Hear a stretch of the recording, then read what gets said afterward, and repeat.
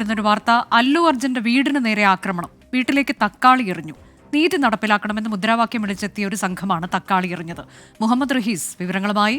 മുഹമ്മദ്, കഴിഞ്ഞ ദിവസം ഉണ്ടായ അനിഷ്ട സംഭവത്തിന്റെ തുടർച്ചയായുള്ള പ്രതിഷേധമാണോ ഇത്? ആരാണ് പിന്നിൽ?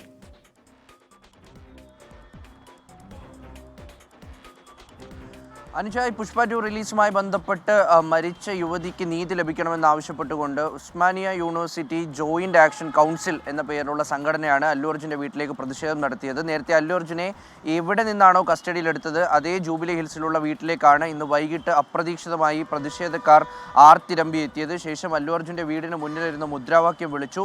ഗേറ്റ് തുറന്നു നൽകണമെന്ന് ആവശ്യപ്പെട്ടു. എന്നാൽ സെക്യൂരിറ്റി ജീവനക്കാർ ഗേറ്റ് തുറന്നു നൽകാൻ തയ്യാറായില്ല. അതിനുശേഷമായിരുന്നു ഇവർ വീട്ടിലേക്ക് തക്കാളിയും ഒപ്പം തന്നെ കല്ലെറിഞ്ഞതായും റിപ്പോർട്ടുണ്ട്. തക്കാളി എറിഞ്ഞു എന്നുള്ള കാര്യം ദൃശ്യങ്ങളിൽ നിന്നും വ്യക്തമായിട്ടുണ്ട്.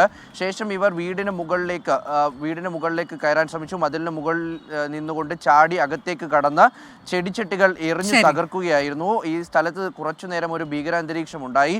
ശേഷം പോലീസ് എത്തിയാണ് ഇവരെ എന്തായാലും ഇവിടെ നിന്ന് മാറ്റിയത്. ഇപ്പോൾ അല്ലു അർജുൻ്റെ വീടിന് വലിയ കാവൽ ഏർപ്പെടുത്തിയിട്ടുണ്ട്. അനുജ, അല്ലു അർജുന്റെ വീടിന് നേരെ ആക്രമണം. മുഹമ്മദ് റഹീസാണ് ചെന്നൈയിൽ നിന്ന് വിവരങ്ങൾ നൽകിയത്.